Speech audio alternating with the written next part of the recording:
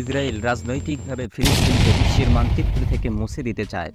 যুক্তরাষ্ট্র, যুক্তরাজ্য সহ বিভিন্ন দেশ তাদেরকে নানাভাবে পৃষ্ঠপোষকতা ও সহায়তা করছে।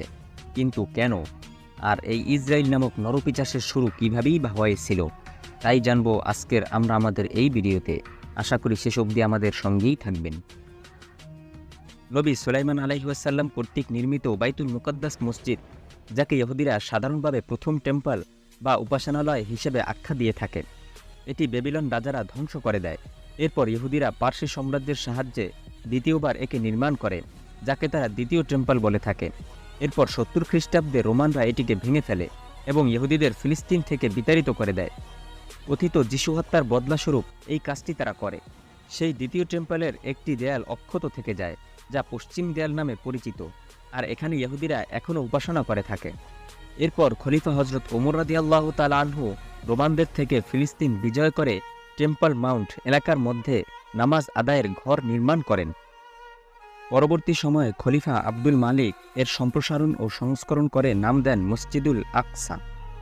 কিন্তু ইহুদিরা মনে করে টেম্পল মাউন্টে অবস্থিত মসজিদুল আকসা ভেঙে তৃতীয়বারের মতো পবিত্র উপাসনালয় বা থার্ড টেম্পল নির্মাণ করলে তাদের মসিহ তথা ত্রাণকর্তা আসবেন। এজন্যই তারা আল-আকসা ভাঙতে চায়। আর এ কারণেই যুগ যুগ ধরে হত্যা ও নির্যাতনের শিকার হচ্ছেন ফিলিস্তিনের সাধারণ মুসলমানরা। কিন্তু তারা ওই সময় সেই সুযোগ করে উঠতে পারেনি। পরবর্তী সময়ে প্রথম বিশ্বযুদ্ধের আগে জেরুজালেম অর্থাৎ ফিলিস্তিন তুর্কি ওসমানী সালতানাতের রাজত্বের অংশ ছিল। 1878 সালে ফিলিস্তিনে 27 ভাগ মুসলমান, 10 ভাগ খ্রিস্টান এবং 3 ভাগ ইহুদির বসবাস ছিল। এই সময় ফিলিস্তিনে ইহুদি, খ্রিস্টান ও মুসলমানগণ শান্তিপূর্ণভাবে বসবাস করত। 1897 সালে একজন ইহুদি সাংবাদিক, যার নাম থিওডর হেরজল, তিনি জয়নিজম নামের একটি ধারণা তৈরি করেন। সেই থেকে ফিলিস্তিনে ইহুদি রাষ্ট্র ইসরায়েল প্রতিষ্ঠার ধারণা সুস্পষ্ট হয়। এরপর পৃথিবীর বিভিন্ন দেশে ছড়িয়ে ছিটিয়ে থাকা ইহুদিরা ফিলিস্তিনে এসে বসবাস শুরু করে। 1917 সাল থেকে 1948 সাল পর্যন্ত ফিলিস্তিন ছিল ব্রিটেনের দখলে।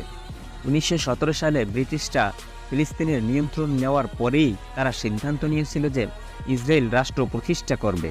তৎকালীন ব্রিটিশ পররাষ্ট্রমন্ত্রী লর্ড আর্থার জেমস বেলফোর বিষয়টি জানিয়ে ইহুদি আন্দোলনের নেতা ব্যারন রথচাইল্ডের কাছে একটি চিঠি লিখেছিলেন, যা পরবর্তী সময় বেলফোর্ড ডিক্লারেশন নামেই পরিচিতি লাভ করে। 1914 সাল থেকে 1918 সাল পর্যন্ত প্রথম বিশ্বযুদ্ধ চলাকালে অটোমান সাম্রাজ্য বিলুপ্ত হয়ে যায়। যুদ্ধ শেষে মধ্যপ্রাচ্য, ব্রিটেন ও তার মিত্র ফ্রান্সের মধ্যে ভাগ বটোয়ারা হয়ে যায়। ফিলিস্তিন চলে যায় ব্রিটেনের অধীনে। এরপর থেকে ব্রিটেনের প্রত্যক্ষ সহযোগিতায় ইউরোপের বিভিন্ন দেশ থেকে লাখ লাখ ইহুদি ফিলিস্তিন আসতে থাকে। 1930-এর দশকে ফিলিস্তিনিরা বুঝতে পারেন যে ইহুদিরা ফিলিস্তিন দখল করে নিচ্ছে। এর মধ্যে জ্ঞান, বিজ্ঞান, দক্ষতা এবং সব ধরনের উৎকর্ষতা অর্জন করে ফেলে। ফিলিস্তিনের ইহুদি আগ্রাসন প্রতিহত করতে চাইলে ফিলিস্তিনিদের কঠোর হাতে দমন করা হয়। সরাসরি তাদের পাশে থাকে আমেরিকা, কিন্তু ফিলিস্তিনিদের পাশে ছিল না কোনো রাষ্ট্র, এমনকি কোনো মুসলিম রাষ্ট্রও ফিলিস্তিনিদের সহযোগিতায় তখন এগিয়ে আসেনি। 1945 সালে দ্বিতীয় বিশ্বযুদ্ধ শেষ হওয়ার পর ইহুদি রাষ্ট্র প্রতিষ্ঠার দাবি আরও জোরালো হয়। তখন ব্রিটেন বিষয়টি নিয়ে যায় জাতিসংঘে। জাতিসংঘ বেআইনিভাবে 1947 সালের নভেম্বর মাসে ফিলিস্তিনের অর্ধেকের চেয়ে বেশি ভূমি দখলদার ইহুদিদের হাতে তুলে দিয়ে ফিলিস্তিনে দুটি রাষ্ট্র প্রতিষ্ঠার সিদ্ধান্ত গ্রহণ করে, যার মধ্যে একটি ফিলিস্তিন, অপরটি ইসরায়েল। ফিলিস্তিনকে এমনভাবে ভাগ করা হয় যে কিছু অংশ ফিলিস্তিন, আবার কিছু অংশ ইসরায়েল, আবার কিছু জায়গা ফিলিস্তিনের, আবার কিছু জায়গা ইসরায়েলের। অর্থাৎ ইসরায়েলের অবৈধ দখলদারিত্ব ফিলিস্তিন জুড়ে ছড়িয়ে দেয় খোদ জাতিসংঘ। আর এমন বিভাজনের ফলে ফিলিস্তিনি ও ইসরায়েলি ইহুদিদের মধ্যে দাঙ্গা শুরু হয়ে যায়। এই দাঙ্গায় লাখ লাখ ফিলিস্তিন অত্যাচার সহ্য করতে না পেরে বাড়িঘর ছেড়ে বিভিন্ন দেশে গিয়ে আশ্রয় নেয়। এই সুযোগে ইহুদিরা আরও গুরুত্বপূর্ণ জায়গাসমূহ দখল করে নেয়। 1948 সালের 14 মে ব্রিটেন ফিলিস্তিন ছেড়ে যাওয়ার পর ওই দিনই ইহুদিরা ইসরায়েলকে স্বাধীন রাষ্ট্র ঘোষণা করে। হে আল্লাহ, দখলদার ইসরায়েলিদের অত্যাচার থেকে ফিলিস্তিনে আমাদের নির্যাতিত মুসলমান ভাই বোনদের রক্ষা করুন। প্রিয় সুধী, আজ এ পর্যন্তই। দেখা হবে নতুন কোনো ইসলামিক ভিডিওতে।